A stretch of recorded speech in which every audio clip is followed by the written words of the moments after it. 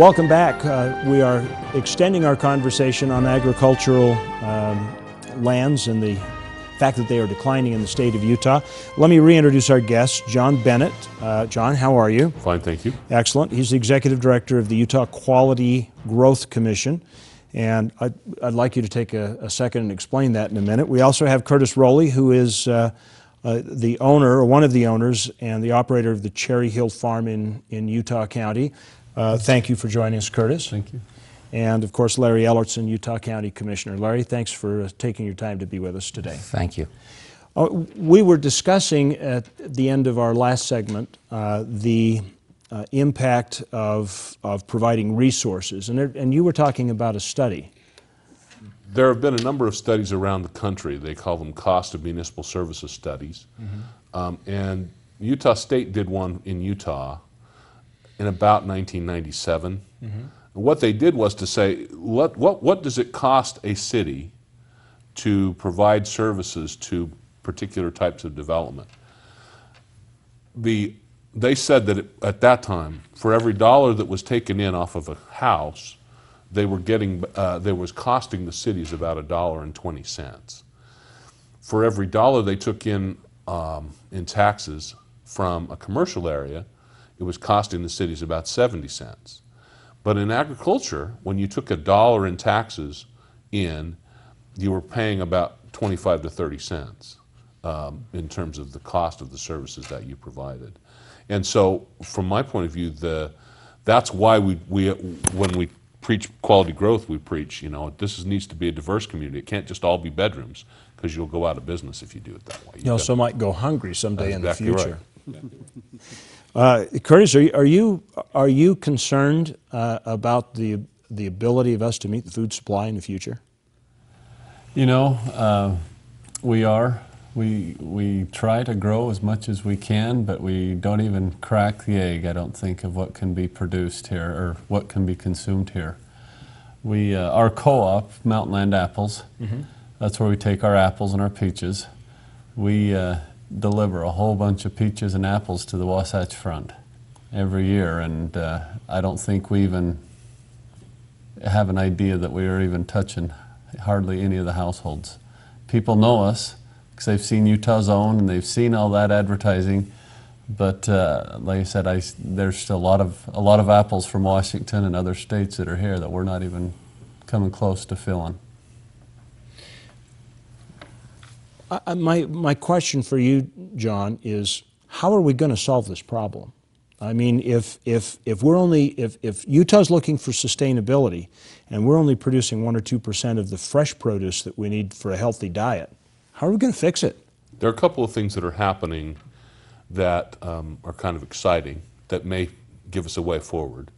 One is the urban agriculture that's beginning to occur. There are people in Salt Lake County, for example, who are selling produce in the farmers markets and growing it all in Salt Lake County. And they're making a living for their families doing that on 5-10 acre parcels or 5 or 10 acres spread out around the state. So that's one opportunity. That's not likely to meet this major demand, but it's a way to perhaps surge a little and provide some additional control. But the best option really is to protect what we've got, because we don't, the more we lose, the worse we're going to be going forward if we ever have that situation. Somewhere there's an analogy to all this talk about federal tax rates.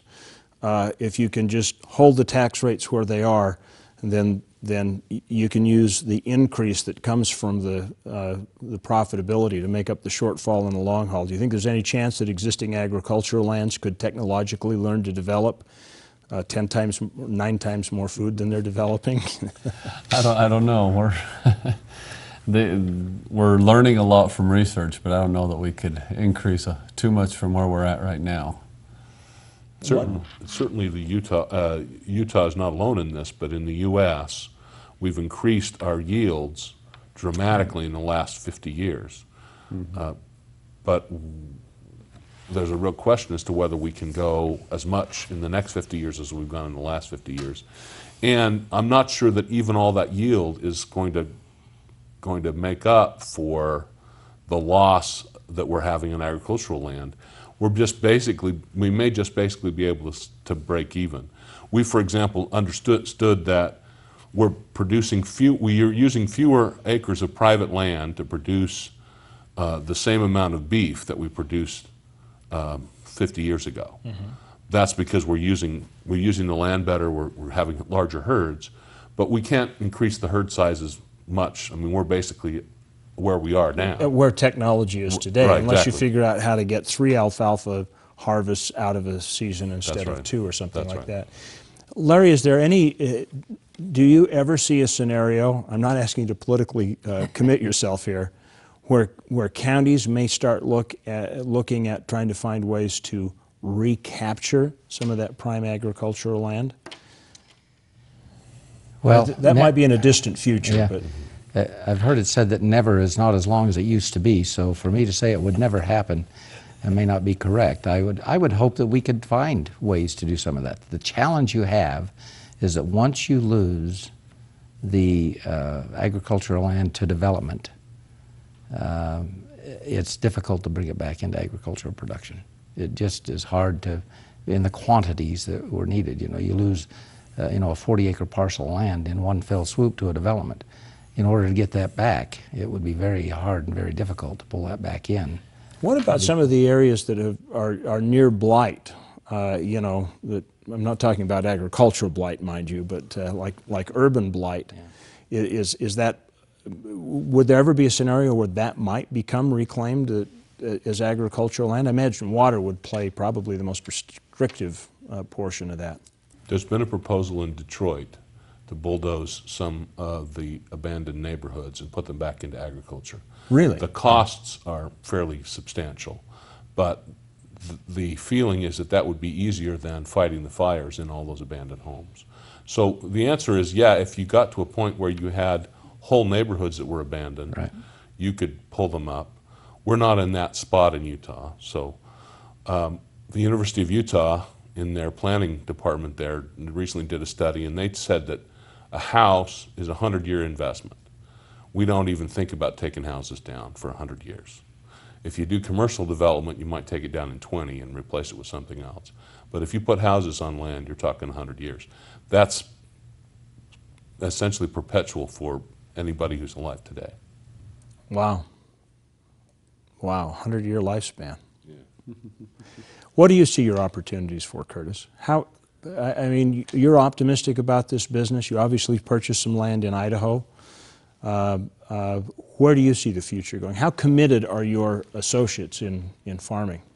I was talking with a gentleman last night about that. Right now in Utah, in the fruit area, there's a lot of young farmers coming in working with their dads and with their brothers, and I think the fruit industry is here to stay for a while in the Utah County area. From everything that I've gathered, I know our farm, we're planning on staying right here in Utah. We've expanded some into Idaho a little bit, but we're trying to create a place where we can raise our kids. That's the purpose of our farm, is to create a place to raise our kids and teach them how to work. And beyond that, the benefits of that creates everything else. Yeah.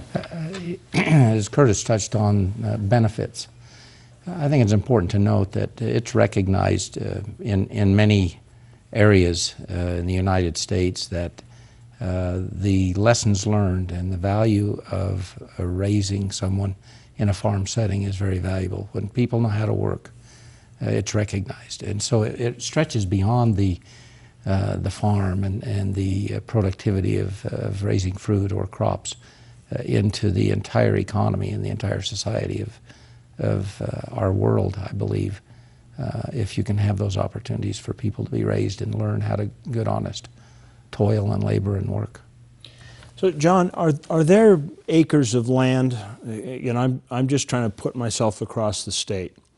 So I look at the areas around Eureka and stuff like that. That if you could overcome the water issue, because I mean we undertook the CUP, and it brought a lot of water onto this Wasatch Front.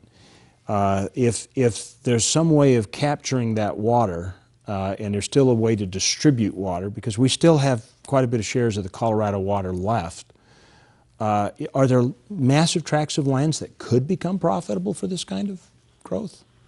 We could put a lot of land into production for animal grazing. I think, as Curtis mentioned, the problem is the climate. That's what you have along the Wasatch Front generally, is a microclimate that allows for a long growing season. When you get out into some of these areas, the soils are good, but the growing season is very short. I worked with a man who grows raspberries in Bear Lake and doesn't get a crop every year. Still tries to grow raspberries in Bear Lake for that very reason, that you have potentially a very short growing season up there. And so the best place to do it is also the best place to build houses, and that's why we're running up against this problem. Well, I'm not exactly sure how you solve it, but we're going to take one more shot at it right after this break. We'll be right back.